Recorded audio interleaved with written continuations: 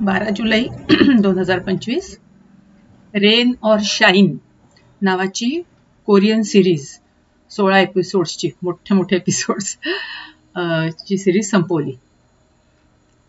चांगली आहे सिरीज, छानच आहे, पण थोडी स्लो आहे आणि थोडासा बॅकग्राऊंड सॅड असल्यामुळे जरा थोडंसं सुरुवातीला म्हणजे नाही बोरिंग नाही झालं तसं, पण चांगली आहे, पण म्हणजे सॅड आहे, थोडीशी बॅकग्राऊंड सॅड. थोडक्यात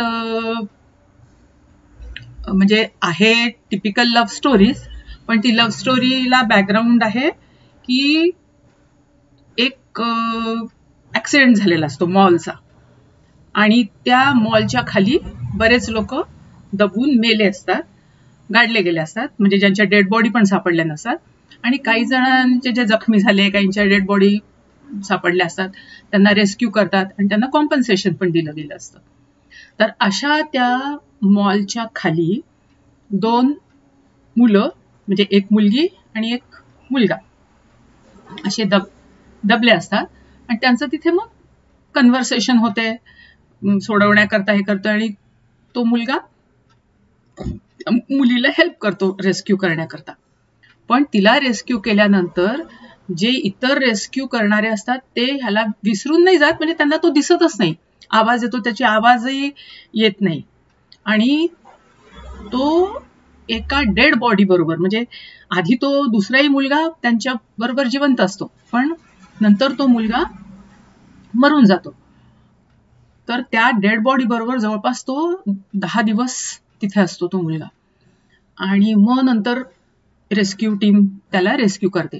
आणि अशा याच्यात त्याच्या पायामध्ये एक लोखंडी काम पण घुसलेला असतो, म्हणजे 10 दिवस तो तसाच त्या कांबा बरोबर आणि त्या डेड बॉडी बरोबर, आणि नंतर मग म्हणजे त्याला रेस्क्यू केलं काय.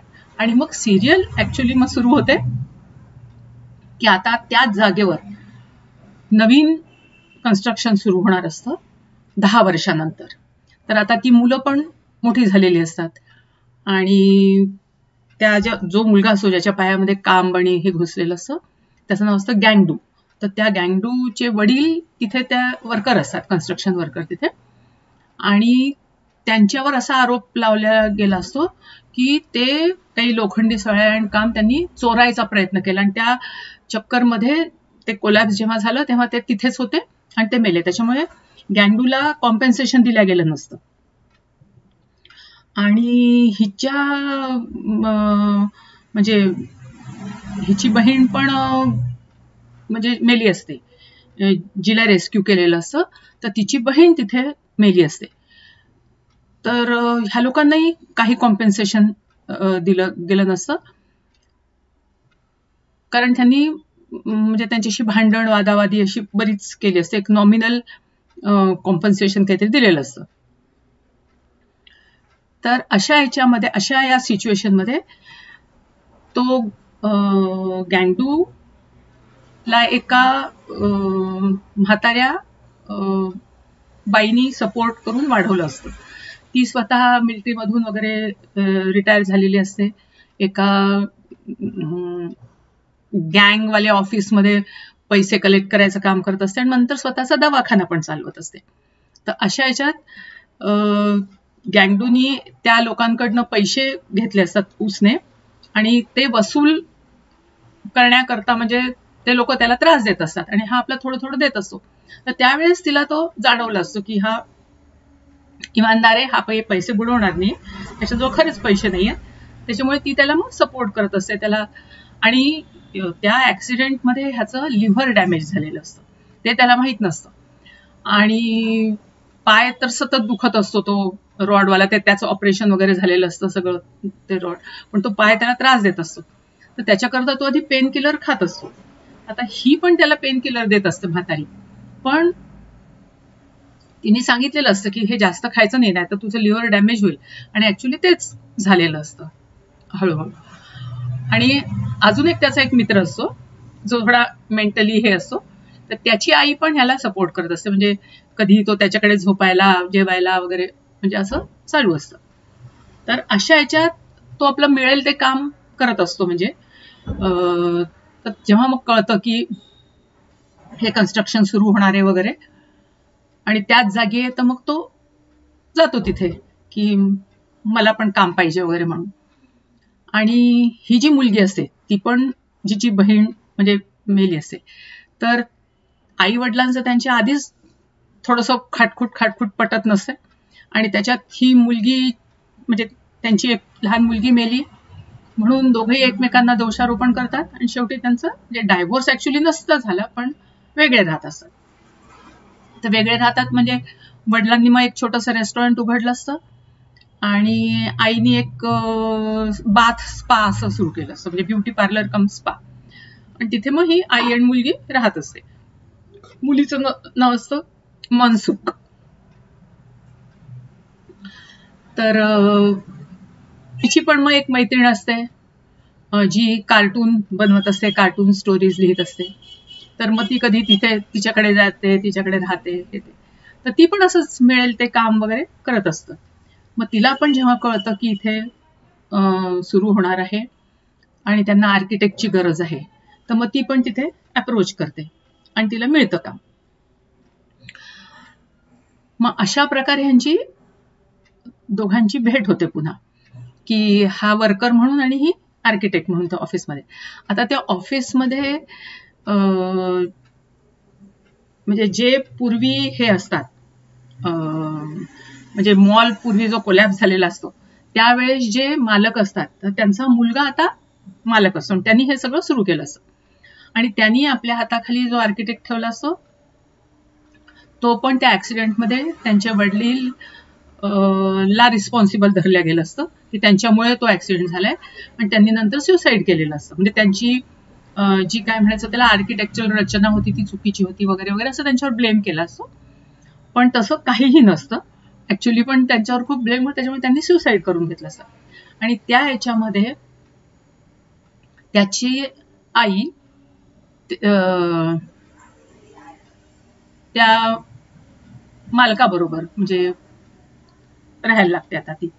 म्हणजे थोडक्यात जो पूर्वीचा मालक असतो त्याच्याच बायको म्हणून ती त्याची आई राहत असते. तर तो काही मग आपल्या आईबरोबर राहत नसतो. जो असिस्टंट म्हणून त्यांनी आर्किटेक्ट म्हणून एम्प्लॉय केलेला असतो तो. आता तो हँडसम असतो, चांगल्या स्वभावाचा असतो, आणि जो ज्यांनी आता कन्स्ट्रक्शन सुरू केलं असतं त्या मुलगा, तो त्याचीच बहीण पण त्याच्यात काम करत असते, आणि त्या बहिणीचं त्या आर्किटेक्टचं आधी अफेअर असतं, पण मग नंतर ती थोडीशी अशी गर्विष्ठ, थोडं पैशाच्या याच्यामुळे ती त्याला आधी भाव देत नाही. पण आता ती परत येते आणि तिचा बराचसा स्वभावही बदललेला असतो, आणि ती पुन्हा म्हणजे जुळवायचा प्रयत्न करत असते. पण हा आधी तिला मग काही दाद देत नाही, आणि ह्याला ही आवडायला लागते मनसुख, आणि तो अट्रॅक्ट होतो तिच्यावर, आणि प्रेम म्हणजे होतं त्याला. आता ह्या सगळ्या म्हणजे गोष्टी चालल्या असतात हळूहळू पुढे पुढे. मग कन्स्ट्रक्शन साईटवर ह्या लोकांना जेव्हा एक्सकॅव्हेशन वगैरे, आणि त्यांना सांगितलेलं असतं ऍक्च्युली की इथे हा ऍक्सिडेंट झालाय आणि अजूनही काही डेड बॉडीज असण्याची शक्यता आहे, तर ते खोदून ते डेड बॉडीज काढा, नाहीतर मग परत असंच काहीतरी हे होईल, पाया नीट, म्हणजे सगळ्या इन्स्ट्रक्शन्स आता प्रॉपर फॉलो करून आता ते कन्स्ट्रक्शन करा, नाही तर पुन्हा असा ऍक्सिडेंट होऊ शकतो, असं वारंवार सांगितलं जातं.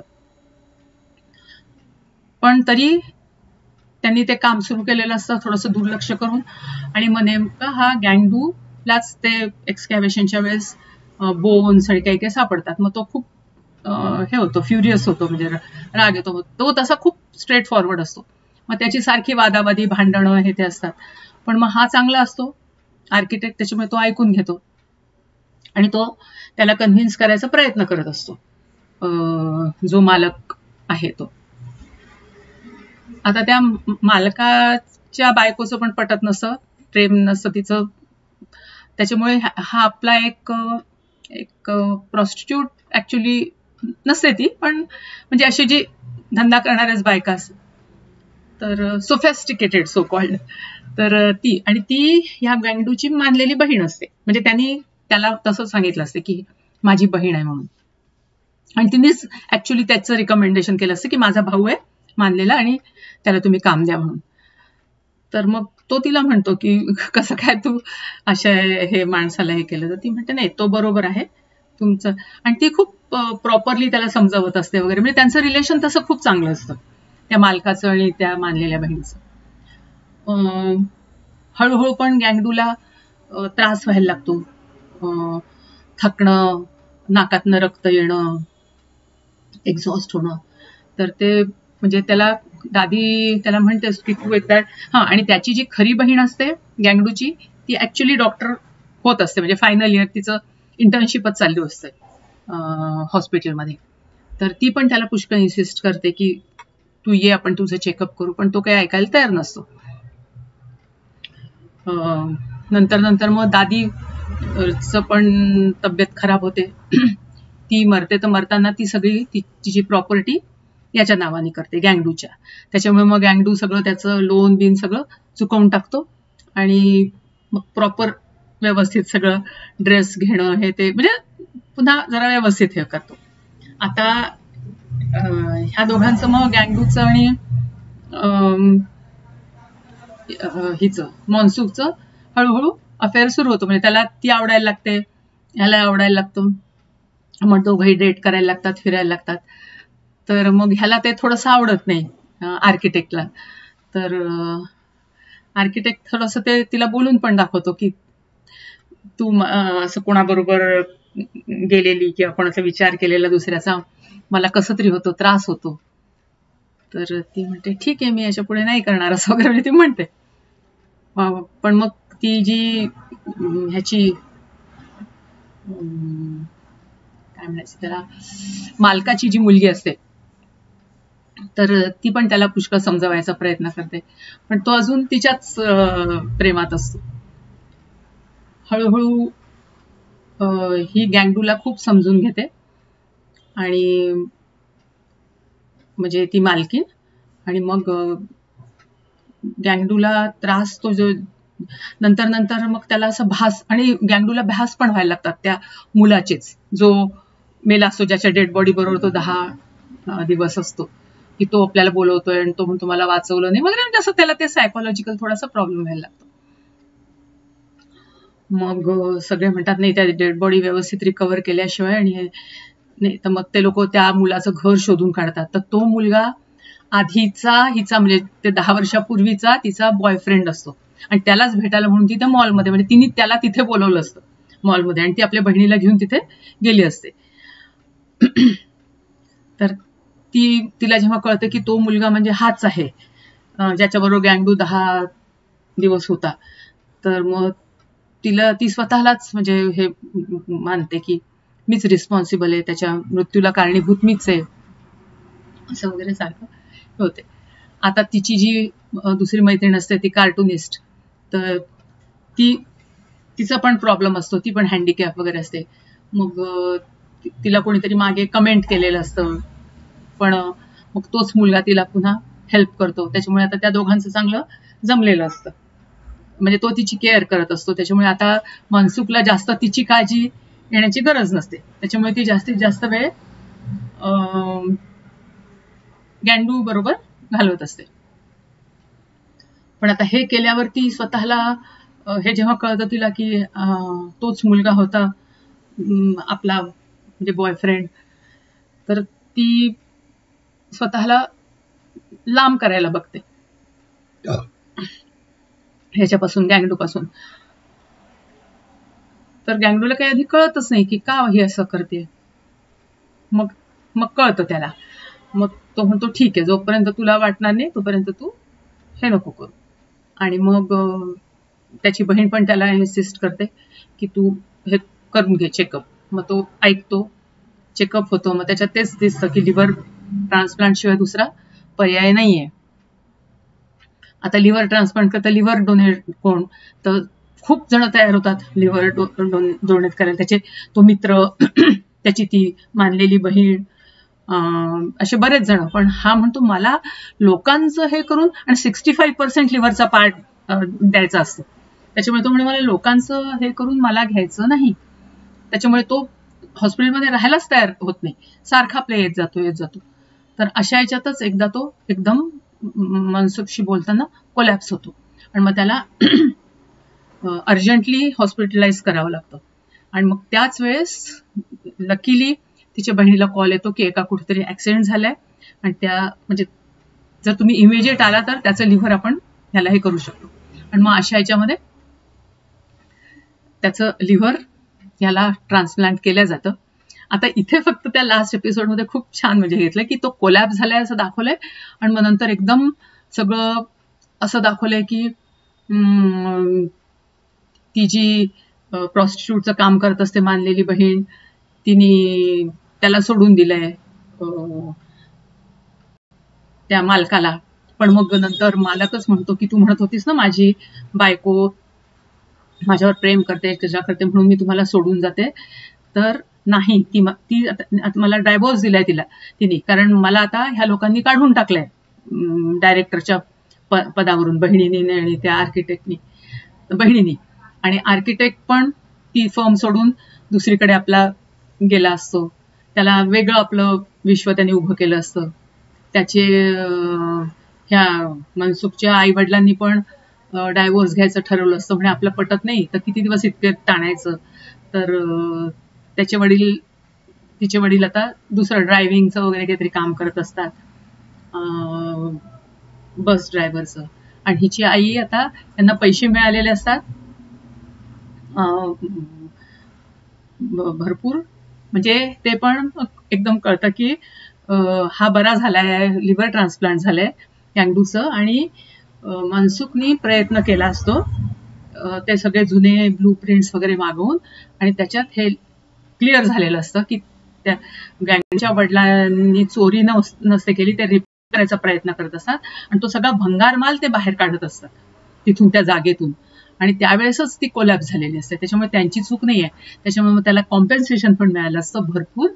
त्याच्यामुळे मग तो सगळ्यांना हेल्प करतो आपापला धंदा उभा करायला. आणि याला मग ह्यांचं पण आईचं नवीन स्पा आणि हे सगळं सुरू होते आणि मग सगळं सुरळीत होते. आणि मग हे दोघं पुन्हा दाखवले, गँगडो आणि